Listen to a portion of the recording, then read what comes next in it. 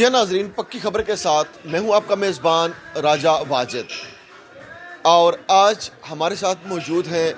سابق deputy attorney general Pakistan راجہ خالد محمود خان صاحب. اور آج ہم راجہ خالد محمود خان صاحب سے کچھ سوالات کریں گے کہ وہ کون سی ناگزیر وجوہات تھی جن کی بنیاد پر انہوں نے اپنے اس اتنے بڑے عہدے سے استعفیٰ دیا، ریزائن کیا، اور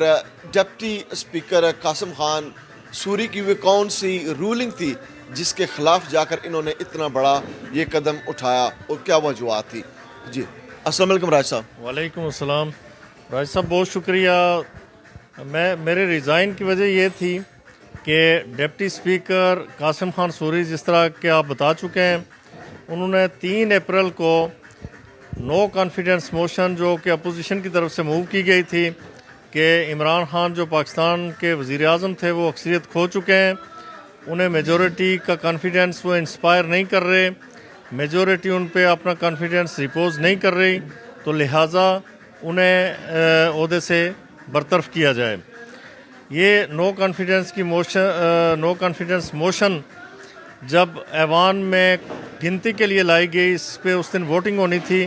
کہ ڈپٹی اسپیکر جو اس دن اسپیکر کا رول ادا کر رہے تھے، اسپیکر صاحب سیٹ پہ موجود نہیں تھے یا استعفیٰ دے چکے تھے، تو وہ ڈپٹی اسپیکر نے اس وقت جو وزیر قانون تھے فواد چودھری صاحب، انہوں نے آرٹیکل 5 پڑھا. آغاز میں کارروائی کے آغاز میں انہوں نے کانسٹیٹیوشن کے آرٹیکل 5 کو پڑھا. آرٹیکل 5 یہ ہے کہ لائلٹی ٹو دی اسٹیٹ اور every citizen is bound to loyal with the state, یعنی ہر شہری کو ریاست کا وفادار ہونا ہر شہری پہ لازم ہے. اس آرٹیکل کو پڑھ کے پھر انہوں نے کہا چونکہ یہ جو نو کانفیڈنس موشن ہے یہ موٹیویٹڈ ہے اور اس کے پیچھے کوئی بیرونی قوتیں ہیں جنہوں نے یہ موو کروائی ہے، لہٰذا ہم اس نو کانفیڈنس موشن کو مسترد کرتے ہیں. اسپیکر صاحب نے ڈپٹی اسپیکر صاحب نے اس پہ رولنگ دی اور جس کے نتیجے میں اس نو کانفیڈنس موشن کو مسترد کیا گیا. اور تھوڑی ہی دیر کے بعد چونکہ سارا اس کا سکرپٹ لکھا گیا تھا، ساری چیز ریکارڈڈ تھی، prime minister of Pakistan screen پہ جلوہ گر ہوتے ہیں، وہ اسمبلیز کو ڈیزالو کرتے ہیں، اور تھوڑی دیر کے بعد صدر پاکستان کا نوٹیفیکیشن آ جاتا ہے، ان کی اپروول آ جاتی ہے with regard to the dismissal of the and dissolution of the national assembly. تو اس پہ چونکہ یہ میرے ویو میں which was later on approved by the supreme court of Pakistan, اور سپریم کورٹ آف پاکستان نے اسے سینٹیٹی دی، وہ جو رولنگ تھی that was given in blatant violation of the constitution. Constitution قطعاً یہ اختیار نہیں دیتا اسپیکر کو یا ڈپٹی اسپیکر کو کہ وہ آئین کی تشریح کرے. آئین کی تشریح آپ بھی سمجھتے ہیں کہ آئین کی تشریح ہمیشہ کورٹس کرتی ہیں، یہ کورٹس کا پریروگیٹو ہوتا ہے. اسپیکر کا یا ڈپٹی اسپیکر کا کام یا چیئرمین سینٹ یا ڈپٹی چیئرمین سینٹ کا کام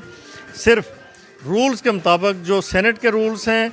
یا قومی اسمبلی کے رولز آف بزنس ہیں، اس کو بزنس کو ان رولز کے مطابق چلانا ان کا کام ہوتا ہے، جس سے انحراف کرتے ہوئے اس نے کانسٹیٹیوشن کی تشریح کرتے ہوئے جو ایک نو کانفیڈنس موشن تھی اسے مسترد کیا. اور یہاں پہ تماشا یہ ہوا کہ 197 ممبرز نیشنل اسمبلی کے جو دوسری سائڈ پہ تھے، جنہوں نے موو کر رکھی تھی نو کانفیڈنس موشن یا جو اس کے حق میں ووٹ دینا چاہ رہے تھے، انہیں غدار ڈکلیئر کیا گیا، چونکہ کہا گیا کہ وہ اسٹیٹ سے لائل نہیں رہے، وہ کسی اور کے ہاتھوں میں کھلونا بن گئے ہیں، لہٰذا یہ نو کانفیڈنس موشن لے کے آئے. تو انہیں غدار قرار دیتے ہوئے اس نو کانفیڈنس موشن کو مسترد کیا گیا، جو پاکستان کی کیا برِ صغیر کی تاریخ میں ایسا نہیں ہوا. آپ کو یاد رہے کہ انڈیا میں نو کانفیڈنس موشن 27 دفعہ آئی اور پاکستان میں 3 دفعہ نو کانفیڈنس موشن